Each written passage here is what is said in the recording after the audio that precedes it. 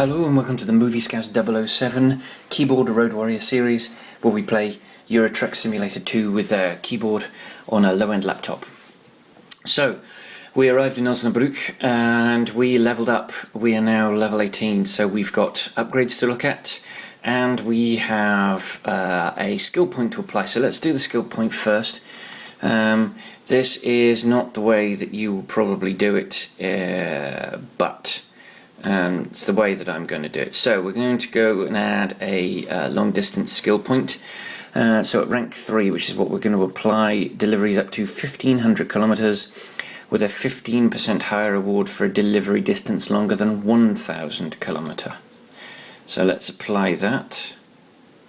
Okay, then let's check out our upgrades for level 18. So for us, we have the Dragonfly lower grill guard.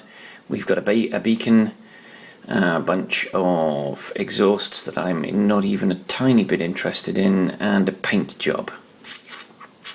Nope. No, for the purpose of this video I'm not going to bother. I will at some point do a future video detailing the upgrades that are available and how you can use them, but I need to set up a separate profile, and that profile needs to have a ton of money and it needs to be at least level 30 with all of the with access to all the upgrades. So that might take a while. What we might do is we might siphon off a separate copy of this profile. Yeah, in fact that's what we'll do. When this profile reaches level 30, we'll siphon off a separate profile, save it separately, and we'll rename it upgrades, and we will show you what the vehicles look like, and we will go through one manufacturer at a time, one vehicle at a time, so you can see firsthand what these things look like. But for the time being, let us do our traditional rest, repair, recuperate, get a job. So you saw that we didn't quite have enough money for a new lorry, but that is our goal. 80,000, I think it's £80,152 each time. We've got £63,462. Excuse me, take a sip of tea. Right, actually, let's go to the map, find out where the nearest upgrade centre is. So we turn left, and then left again, and straight across the roundabout. Okay, so let's fire up. Let's parking brake off.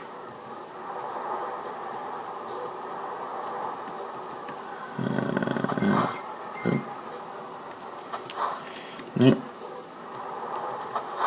And let's go for it. So today I wanted to talk about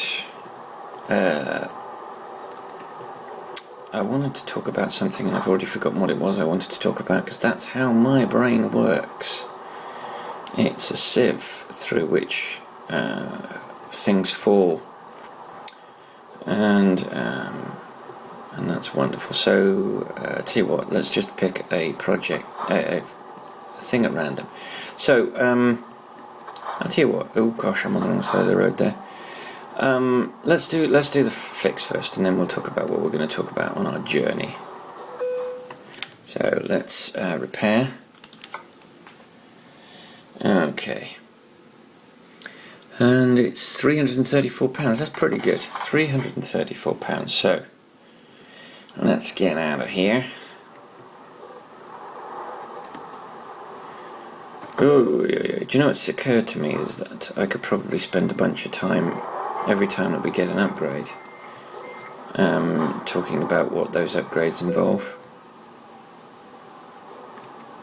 Okay, but you know, that would push, these videos are already about an hour each, and that would push the videos into stupid territory. Darn it, I can't rest. That's because I had to rest so close to the destination. Alright, so Let's look at the job market. Let's find ourselves a job. So we are in Osnabrück, which is in Western Germany. We can go to Hungary. We can go to Verona. And we can go to Ostrava, which is in the Czech Republic. Aberdeen. Let's go to Ostrava in the Czech Republic. How far is that? 920. We won't get that bonus though. We would get that bonus for Debrecen. Debrecen would give us 32,000. We'd get a long. Yeah.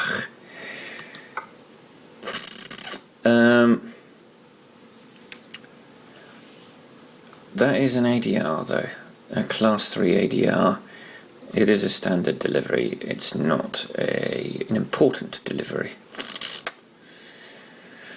Ooh, it's 28,000. Yeah, let's do that. Let's go to. Right. So, apologies, but I'm getting the screenshot for my little. So we're going to Ostrava in the Czech Republic. Oh crikey! I don't want that. That's the one I want. Okay. So we're going to Ostrava in the Czech Republic. So let's fire up and let's head off. So we're taking a right. I'm going to bowl straight out of the depot. I'm going to follow that fantastic truck with its... Whoa, gosh, where did he come from? What the heck? Oh, red light. There is a cheat that you can use. If you are driving on the wrong side of the road, the speed camera won't know that you've passed it. Which is something I think they should fix. I really don't think that it is sensible or believable that a speed camera wouldn't take a photograph of you speeding through it on the wrong side. So where are we going? There's our depot. Just ahead of us on the right. So we've already been into this depot. This is where we dropped off. So we're going back to the depot that we've just been to. Okay, you're annoying, sir. There's nothing there. You could have gone straight away. So let's pick up our load. And there it is, straight in front of us. And let's take that job. You can see the little GPS logo. And let's spin around. And let's back up. Okay, this is kind of like football commentary, which I find a little bit irritating in that it states the bleeding obvious all the time. Okay. Oh, please tell me I didn't just... Good. I have done some damage to it though, and let's just go to diagnostics and see if... Yeah, £26 worth of damage already. £27 to the amp. Oh God. That would imply that a small percentage, but not enough to qualify as 1% of damage, has been done to the load. Gotta be careful. See, why is that so dark? And I think I've figured it out. It's because... No, my theory is a load of bunk. I don't know why it's doing that, but that's something that has to change. Oh, we go, Thunderbirds are go. We have a 15-hour job. So that's one rest break. Later on in our career, we will do jobs that of greater distance that will require 2 rest breaks. That's when it gets interesting. That's when my videos are going to be over an hour by probably maybe an hour and a half. And that's when my video production is going to slow down. It takes about 2 hours to make one of these. For a 1 hour video it takes about 2 hours because I have to stop once in the middle of the video to make space for the second half of the video, and getting the footage off the camera phone takes about 20 to 30 minutes, so there's an hour already with the 2 and it usually it's the first half of the video takes about 50 minutes ish, unless there's a rest break. The only rest break that my lorry driver can take is before then. Whoa, that was bad. That was very lucky. And then usually the second half of the video is 15 to 20 minutes, so they usually the videos usually require about an hour and 10 minutes of footage, which then gets cut down because I've got bits in at the beginning. I leave leaders at the beginning and the end.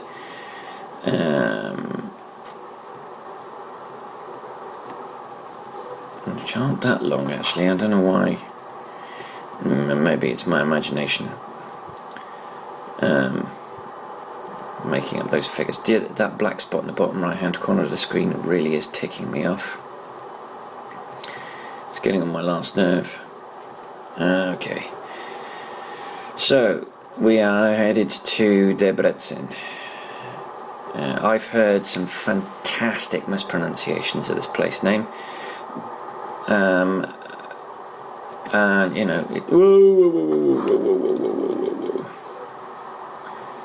okay, when you have not got a load buddy, you should be doing a little bit better than that speed. So it's 10 o'clock in the evening. It's probably going to be another I will be doing the break before it gets daylight, so the largest chunk of this video is going to be at night time. I need to get out of this nighttime cycle because most of the videos are happening at night, and that's not cool. It's not fun for you guys because you can't see a great deal. So the topic I think I want to talk about is books and their translation to movies. Now, most people will tell you that the book is better than the film. When filmmakers decide to make a film out of a book, 90% of the time, oh, that was lucky, I thought I was going to clatter him. 90% of the time, and that's just a generalized figure, let's just say most of the time, the film is not going to match the book. There are many good reasons why this is the case, and let me just nail my flag to the post, nail my colours to the flagpole. I agree with that. Most of the time, I feel that a book is not an is a vastly superior to the film, and the film is not an improvement on the book. There are a couple of notable exceptions to that rule, and I will talk about those later. But I want to talk about what it is that usually makes the book better than the film, and it's your brain, is my feeling. My feeling is when you're reading a book, you're filling in all the blanks. You are creating the image of the characters. You are generating the world. The author is giving you the scaffolding, and you are building that building because he's describing things, but everybody will have a different image of how they picture.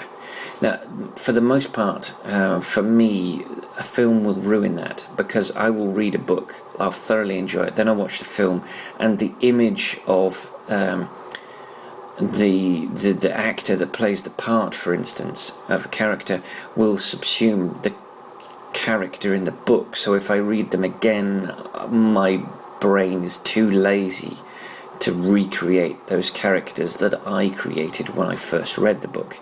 There are a couple of exceptions to that rule. It's usually where a character has been played by quite a few actors. I love Ian Fleming's 007 books, and because there have been a great number of actors have played that character, actually when I'm reading the book I am imagining my own version. So actually that's really quite good. I don't see Daniel Craig or Pierce Brosnan or Sean Connery or Roger Moore or George Lazenby or Timothy Dalton when I'm reading, or horrifyingly enough Peter Sellers or David Niven. When I'm reading those books, I picture the character as written, and as written he is not as portrayed by the actors that have played him in the film. So that is good. I like that. But for the most part, the world is redrawn by the film. Even though I prefer the book, the film will have a significant influence on how I perceive the book when I reread it, because I will picture the buildings that they either built or used or generated in a computer, and I will picture the actors that they cast in the roles. Now sometimes that helps. An example of that is Game of Thrones. I am now ahead of the books, ahead of the TV series. I have watched the first 2 series, so I know I'm way behind because I think Series 4 is currently showing in the United States as I'm recording this video. But in the UK, Game of Thrones is not shown on a normal terrestrial channel. It's shown on a minority satellite channel called Sky, owned by my favourite scumbag and bottom feeder, Rupert Murdoch. So I have to watch that show on Blu-ray. That's how I choose to watch it. I've got a Blu-ray player in my PlayStation, and I buy the box set, and my wife and I will watch, usually over the course of 2 or 3 nights, we will watch the series. I like the series, or I haven't got a preference. It's the only occasion where I cannot draw a line between the book and the series. And some of the changes that the program makers have made to the books, I actually like and approve of. A notable one is the character of Arya. Now you'll wanna cycle through this a couple of minutes if you haven't watched the second series of Game of Thrones, or if you haven't read the second book. The character of Arya doesn't board with Tywin Lannister in the books. She is a servant to a completely different lord and has a slightly different relationship with that character. In the TV series, she is with Tywin Lannister, and it's a very funny and interesting dynamic that she and the actress, whose name I don't know, I'm sorry, and Charles Dance, who plays Tywin Lannister. I know you cannot know who Charles Dance is. The guy's been around for decades, and he's been in everything, from an Alien movie to an Arnold Schwarzenegger bomb. That dynamic that those two create is fascinating to watch, and it's very entertaining, and it's actually more of an interesting process to watch than it is to read in the book. The construction of the series is very different from the books as well. The books have a very unique chapter structure, in that each chapter, and is there anybody on the planet that hasn't read these books that doesn't know that the chapter structure is based on characters? So each chapter will focus on one character, and other characters that appear in that book, in that chapter, will appear, but you don't get their inner monologue like you do with the character who you're focusing on in that particular chapter. It's a very interesting approach. It has its pitfalls, particularly in a series like Game of Thrones, where the author has created so many characters that it's difficult to keep them in your head. So much so that, in fact, by the time I got to, I think, book 5, is it book 5, Feast for Crows? I'm reading I've finished Feast for Crows, which had to focus on half the characters. So it's not badly written, it's not a bad book, it's just that half the characters that feature in that book are not interesting to me, and so those chapters take longer to read. The characters they chose that George Martin focused on in that book were Brianna, excellent character, love reading her. Cersei, Cersei Lannister, not as fascinated by, but not bad. Jaime Lannister, very interesting to read. I think Jaime and Brienne are my two favourite characters from this book. Arya, okay, she's got her moments. Sansa gets renamed to Alianne or Arianne, or she's given another name, and she's fake adopted by Peter Baelish. The character, there's a couple of other characters. The sister of Theon is Theon Greyjoy, makes some appearance at the beginning of the book, but she's not followed up in the latter 2/3 of the book. There's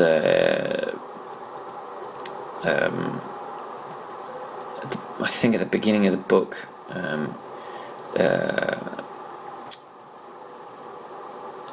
it's difficult to talk about without spoiling it. But my favourite characters my absolute favourite character in all the books doesn't make a single appearance other than he's mentioned, and that is Tyrion Lannister. Tyrion Lannister, the Imp, is absolutely my favourite character. In fact, he's not only is he my favourite character in the book, he's also my favourite character in the TV show. And I think his portrayal by Peter Dinklage is pitch perfect. Peter Dinklage is a fantastic actor. Although I have to say my favourite performance of Peter Dinklage is his cameo in Elf. It's just... he's a wonderful actor. If I was an actor, I'd want to work with Peter Dinklage. Although it has to be said, I'm 6'4" and Peter Dinklage is not. So if I were to act with him, it would be we'd have to be sitting down. Mind you, the guy that plays Jaime Lannister in the series, I think, is roughly the same height as me. So.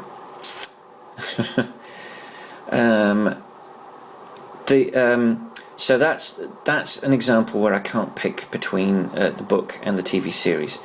An example where I hate the books but love the films is the Lord of the Rings series. The J.R.R. Tolkien books are so unfathomably difficult to read that it's like wading through treacle. I think I've already talked about this when I was talking about my commuting. I hate the books. I really hate the books. There's almost no redeeming feature to the books other than the fact that they spawned the films. And it's a tragedy because I actually read The Hobbit, and The Hobbit isn't too bad. I managed to read The Hobbit at a normal pace. I was not going to read Silmarillion, but I might give Silmarillion a chance now that I know that J.R.R. Tolkien can write a book without boring me to death. I have read the 3 Lord of the Rings books. I will never have to read them again, and that's possibly the best thing about them, is that I never have to read those appalling books ever again as long as I live.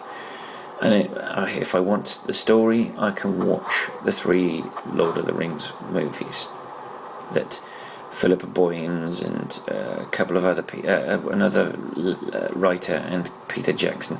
I'm sorry to the other writer. I'm so sorry. I can't. I've no idea how I remembered Philippa Boyens' name.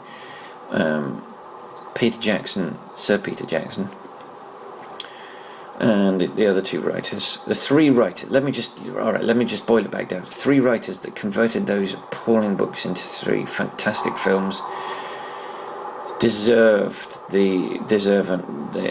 all the plaudits that they got for accomplishing that mind-numbing task. Now I know that they loved the books, and so for them it wasn't a mind-numbing task.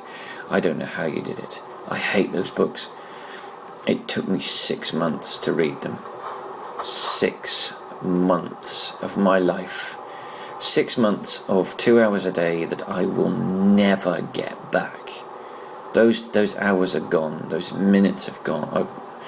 Those seconds are gone, never to return to me. I will never get that time back that I frankly wasted reading those 3 books. But the obsessive compulsive sliver of my nature, having started those books, I couldn't not finish them. I'm afraid my passion for books is such that even if I start a bad book, I've got to finish it. In the same way that even if I start a bad film, I cannot get up and walk out of a theatre. I have to finish it. I have never watched a film as bad as those 3 books. They were awful. Awful, awful, appalling, badly written books that I never want to read again. But I think that's the only occasion. Those 3 books are the only time. And you could really link them as one book. It's one continuous, boring, inane, badly described story. Okay, I'm going to take a deep breath and I'm going to get over it. I'm going to get over myself. But for the most part, every other book that I've read, I have vastly preferred the book to the film or the TV series. I'll give you another example I'll give you an example of a book that I've absolutely adored, that I've hated the translation. There are a series of 20 books by an Anglo-Irish writer called Patrick O'Brien, about 2 friends, Captain Jack Aubrey and his friend, Dr. Stephen Maturin.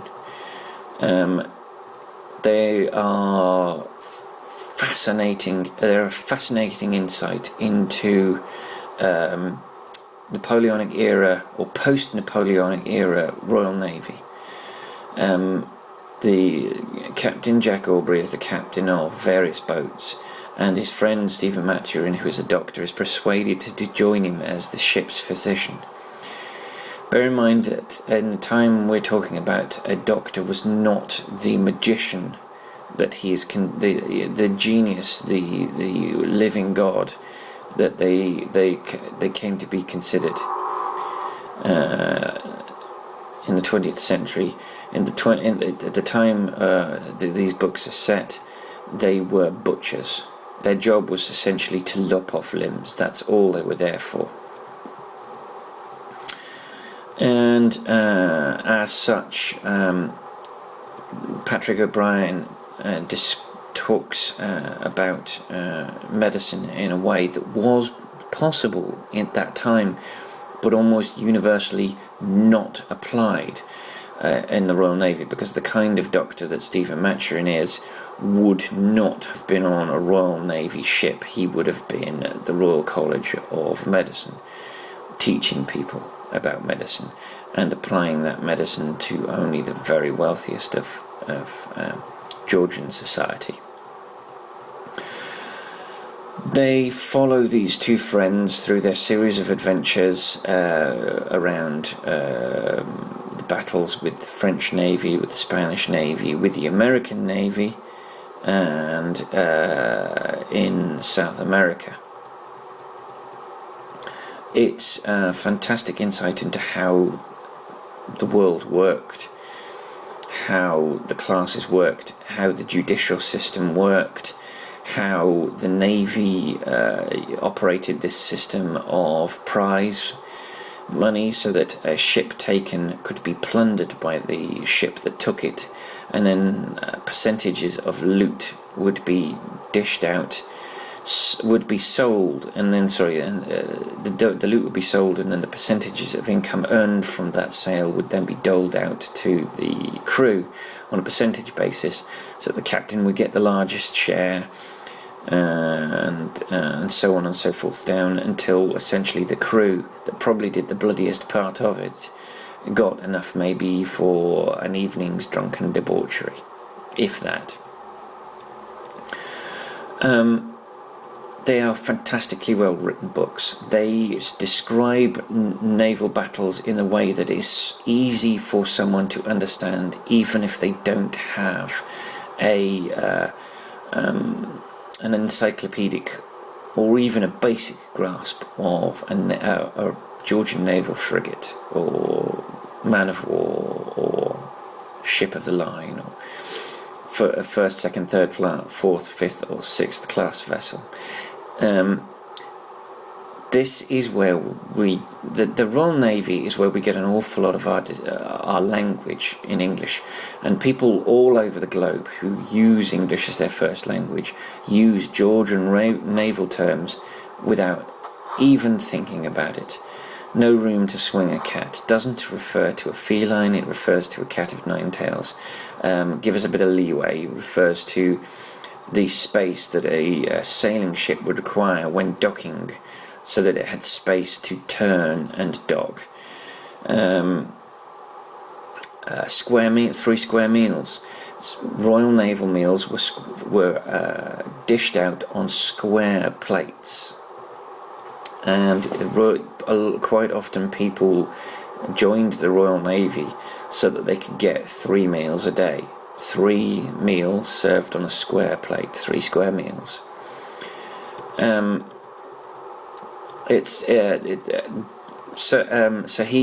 Patrick O'Brien wonderfully describes this world and how people lived in this world, and the social mores, and how society worked at that time, and how the Navy worked. And they're wonderful books, and I thoroughly enjoy them. An Australian director, I think Peter Weir, was it Martin Campbell? I think it's Peter Weir. Mashed the 20 books, focusing on the plot of 2 of those books, Master and Commander and Far Side of the World, and then stealing plot points and moments from the other 18 books, made a film called Master and Commander: Far Side of the World. The film is all right. I enjoy it for what it is, but it's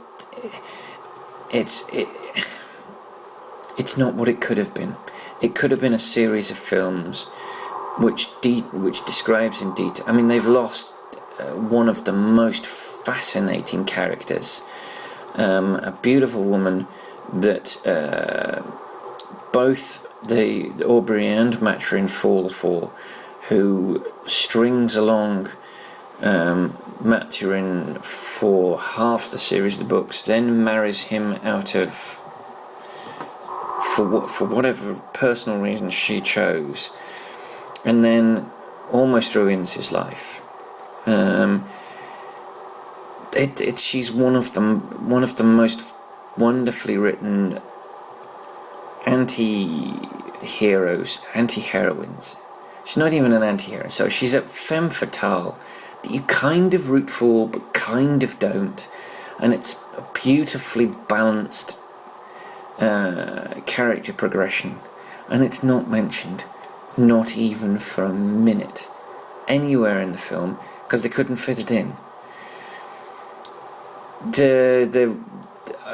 Captain Jack Aubrey is a very lucky captain, and he's very good at naval tactics, but he's also a bit of a bumbling twit, and that is completely lost in the film because the character's played by Russell Crowe, and Russell Crowe doesn't play bumbling idiots. He plays striding giants of a striding giant of heroic deeds, and so that element of the character's gone completely. The character of Stephen Maturin, as described in the books, is this short genius who is a spy for the British government against the French, because he's part Irish, part Catalan, and the French have done some appalling things to the Catalan people. And so he agrees to spy for the Admiralty and uses his nationality as an Irish citizen to get away with being in places that an Englishman couldn't. And he's short, and he's a little bit sort of. He's a medical genius, but he's also a linguist, and he's short and balding, and he's not very attractive, which is why the Diane character, the femme fatale, doesn't fall for him straight away. And then you have him being played by tall, dynamic Englishman Paul Bettany.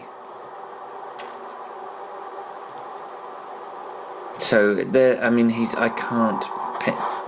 actively don't picture Paul Bettany when I'm reading the books. I fight against it. I have to try and think of another actor. So what I try and think of is a balding, oh crikey, I can't remember his flipping name now.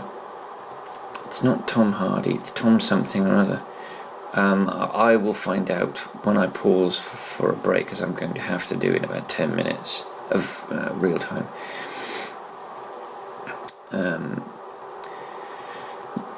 I think of another actor. When I'm picturing the character, I think of a balding version of another actor. Because that's who this character... In fact, it's who I was thinking of when I was reading the books. And so yes, so I love those books, and I don't love the film. I like the film, I enjoy it, I watch it, but I remember it for what it is, which is a pale shadow of the film that it could have been, given the source material. I don't always read historical novels. I do read historical fiction. Another series of books I'm a big fan of are the Richard Sharp books. Sharp's Tiger, Sharp's Rifles, that sort of thing. I like those books. Oh, actually, 20 hours to do it. 3 hours. Okay, that's interesting. And I've got 10 minutes to do this. But I've got to go to sleep in 2.5 hours. All right, so I'm going to find a rest stop, and I'm going to park it. Of course, I've just sailed past one. There's one at the toll booth. I'll get the toll booth. One at the toll booth.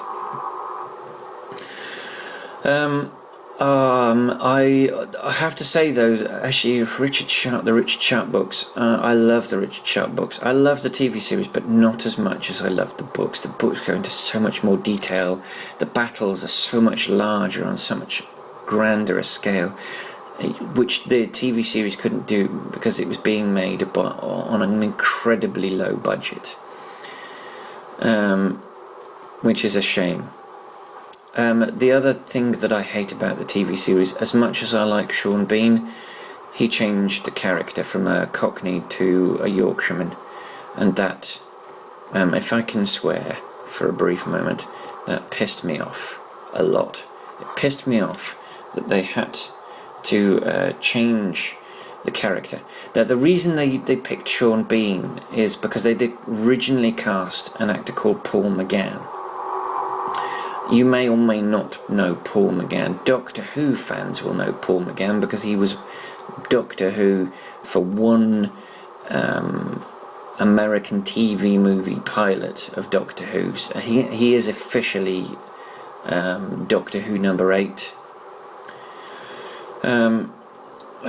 He's appeared in a ton of stuff. I think my favourite piece of drama of his was a thing called The Monocled Mutineer. He played a real character called Percy Topless, who was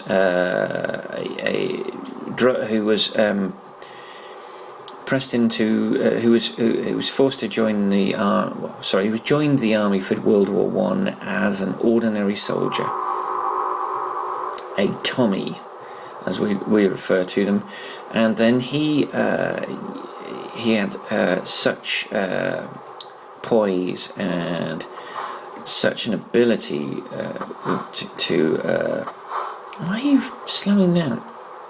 It's not that's annoying. We can do 40k and you're slowing down to like 20. Oh, it's toll booth, of course. Right, that reminds me that I have to sleep at the toll booth. Can I use toll booth? No, I can't use that toll booth, so I've got to go along this one because there's no spinny green pound euro symbol. Okay, he played this character, there's this Percy Topless, and Percy Topless faked being an officer repeatedly and got away with it for quite a while, but ultimately didn't. So I would have loved to have seen Paul McGann. Paul McGann would have given it the Cockney feel, I think. Are we okay to park here? Yes, we are. Engine off.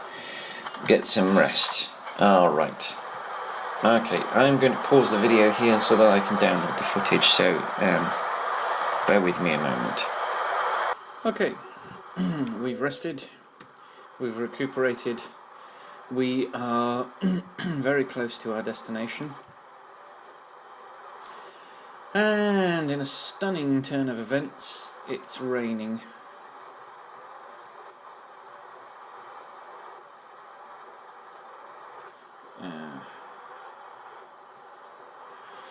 So,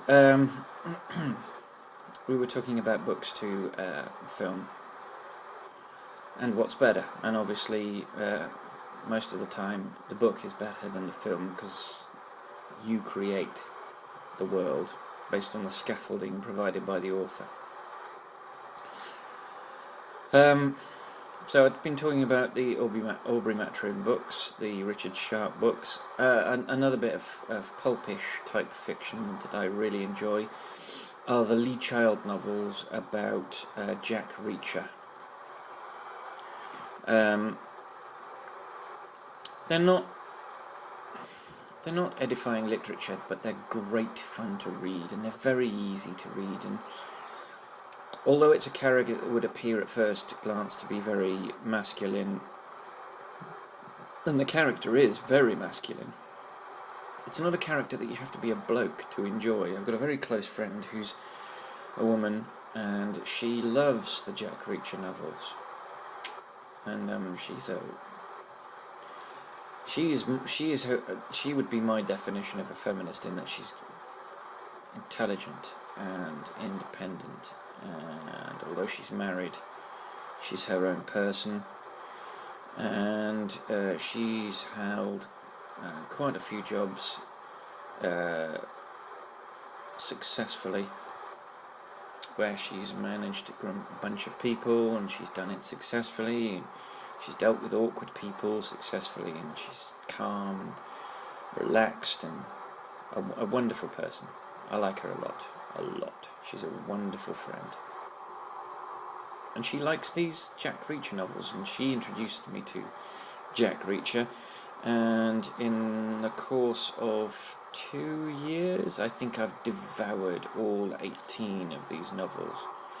Now, the character as written is a giant man 6'6", 6'7", built like a brick outhouse.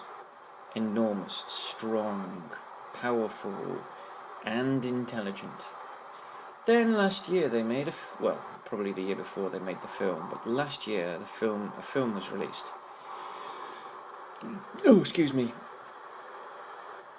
Oh, I'll be glad when this cold is gone. I can make these videos without sneezing and blowing your ears off. And I think I successfully did that without making too much noise and without hurting your ears too much. So yes, last year they released a film. This 6'4", 6'6", 6'7" brick outhouse, powerful, huge jaw, very well built, and they cast Tom Cruise. The antithesis of this character is Scientologist nutjob that's 5 foot, if he's 5'1.5". And he's not big and powerful. I mean, he's not scrawny, but he's not the definition of the character as written in the book. Now, the author doesn't care because his film got made, and I don't blame him. He got paid a chunk of money to say Tom Cruise is perfect in this role. He's not. He's not perfect in this role. He's the antithesis of the character. And they changed the story, and okay, they didn't do a terrible job, but they had Tom Cruise, and so in order to make the story make sense, they've had to make changes to it, and they've included a totally unnecessary car chase, completely unnecessary car chase, because, you know, it's a film. A film's got to have a car chase. Apparently. Oh, so that kind of ruined it for me. So the book, now they've only made one, and I don't know whether they're going to make any more. I hope not. I'd rather see them make a TV series out of it and have a little bit more freedom and do it properly, because they certainly haven't done it properly as far as I'm concerned. They have not done justice to this character. Not even a little bit. Now, I wasn't picturing Tom Cruise when I was reading about this character. I was picturing more of an Adam Baldwin. Adam Baldwin's politics don't particularly jibe with the character, but he's an actor, so he can pretend to be a liberal. That's his job as an actor, because the character as played is a liberal atheist. But Adam Baldwin physically matches the character, could stoically match the character, and could deliver the character for me. I would have cast Adam Baldwin. Now, they won't cast Adam Baldwin in a big major blockbuster because Adam Baldwin doesn't have the, in quotes, star power of Tom Cruise. This is why I think it would have played better as a TV series. TV series doesn't need a star. Adam Baldwin is a star. He's a bit right-wing and he's a bit religious. But that's irrelevant. That's him, not his ability as an actor. I would prefer to see someone of the calibre of an actor, because I think Adam Baldwin is an actor and I don't think Tom Cruise is. Tom Cruise plays Tom Cruise in everything Tom Cruise is in. Even his Oscar-nominated performance as Ron Kovic in Born on the 4th of July depends on Tom Cruise being Tom Cruise. Just, you know, Tom Cruise in a prosthetic wig and a prosthetic moustache. I thought that was possibly the worst thing they could have done for that story, was to cast Tom Cruise in it, because you're looking at Tom Cruise instead of looking at the character of Ron Kovic. And this is my big problem with Hollywood, is that there are very few actors. There are lots of stars, but there are very few actors. So yes, I would have made a TV series. I would have tried to, I mean, they've got 18 stories. So what they could have done is 18 two-hour TV movies. You know, released three or four a year. You've got what 5 years worth of which is about the lifespan of most TV series. You know, between 3 and 7 years. That hits the sweet spot. That would have been perfect. You would have, I mean, and in the meantime, Lee Child is still making stories, so if the general public are still interested, you can still make those stories, because he's still there. And the books are still selling. I've got to make a turn off here. We are, wow, I didn't notice we're 9 minutes from our destination. We're very close to some more appalling parking. So yes, my disappointment in the Hollywood machine and their inability to transfer. Actually, I say I'm disappointed in their inability. It's a real tall order taking a beloved book and then turning it into a movie, and I think it's almost a thankless task. And I personally wouldn't like to do it if I was a filmmaker. Because I don't think, strictly speaking, that you can win friends doing it. I think you have to have a combination of so many factors: the right actors, the right adaptation of the script,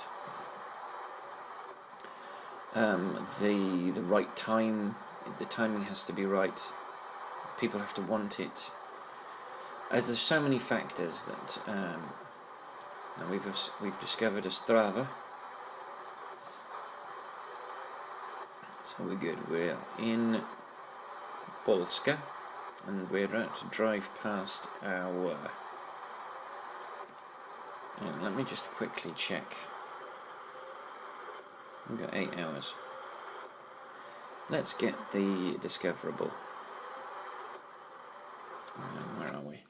Is it just the one? I think it's just the one. Yes. Oh, actually, yeah, we turn right, and then we can turn left after it, and we'll be back on track, so that's fine.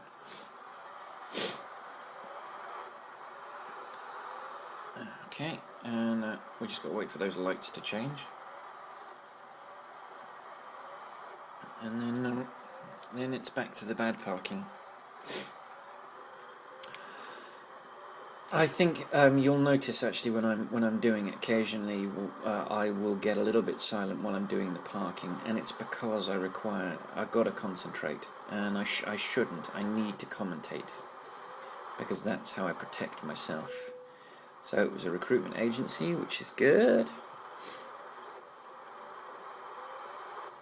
Okay, let's turn this way, and we don't have to do a U-turn.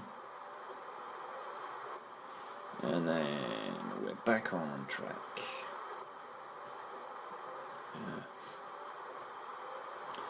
You'll notice that the yellow. I'm. Oh God, you'll notice actually I'm driving on the wrong side of the road, which is terrible. Right.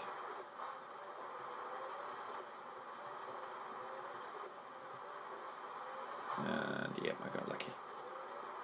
I'm going to join the left-hand lane because I need to turn left. Ooh. You press the brakes too hard and you go in reverse. This is not an issue I'm going to have when I get my steering wheel back in action. Which I cannot wait for. And I'm now just a few months away from. More than a few actually. Parking brake on because I think we're on an upward slope. As I've already discussed ad nauseum, I get back in the middle of May, in the middle of June, or the beginning of June. My wife rejoins me in the United Kingdom. She brings the laptop back with her because I have to leave the laptop in New Zealand, which means this is why I've been recording a lot of these. I essentially record at least one a day. Oh, crikey, nearly screwed the pooch on this. I record at least one a day during the week. I try to record 2. If I can get away with it, I'll record 3. I haven't recorded 4 yet. That would be my record. But I think we go in here. I think here is our destination.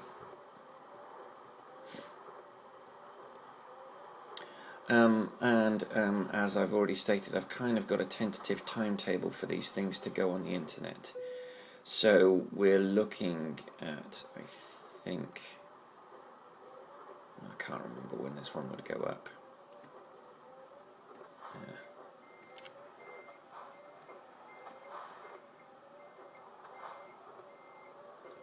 Let me just quickly check while I'm doing this.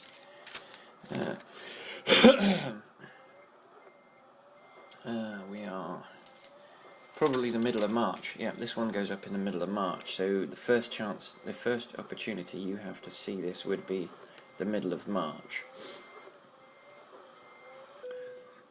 So I'll still be in New Zealand then. I'll still be making these videos. Let's get rid of that noise because that's just. I can get rid of the beeping noise, but I kind of like it. It kind of feels a little bit authentic.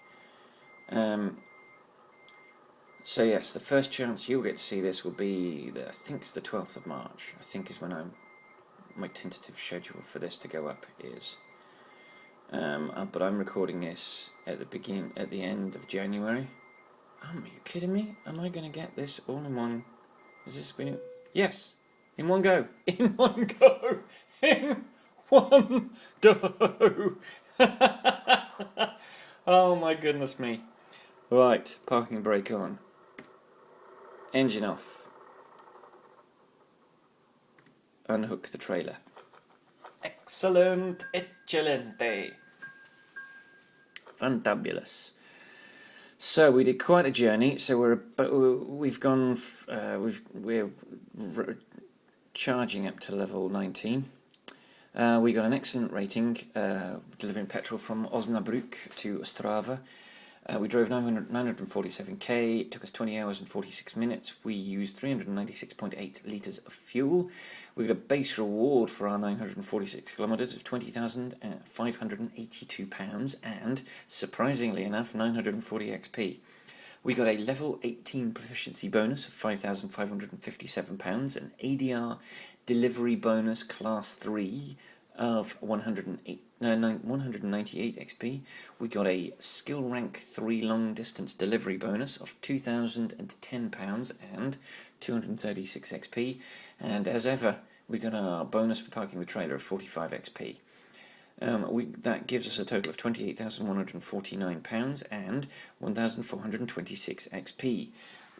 This profile has a career total XP of 37,672. Our XP requirement for level 19 is £38,800, and we won't have a skill point to apply at the end of this video. We won't have any upgrades for our truck to look at, but we will have the opportunity to possibly buy a truck and recruit an extra driver, possibly expanding our little trucking empire. So that will bring us up to 2 drivers in Berlin. Then we would have to get a further 80,000 to get the 3rd driver. The 7th driver, 8th driver.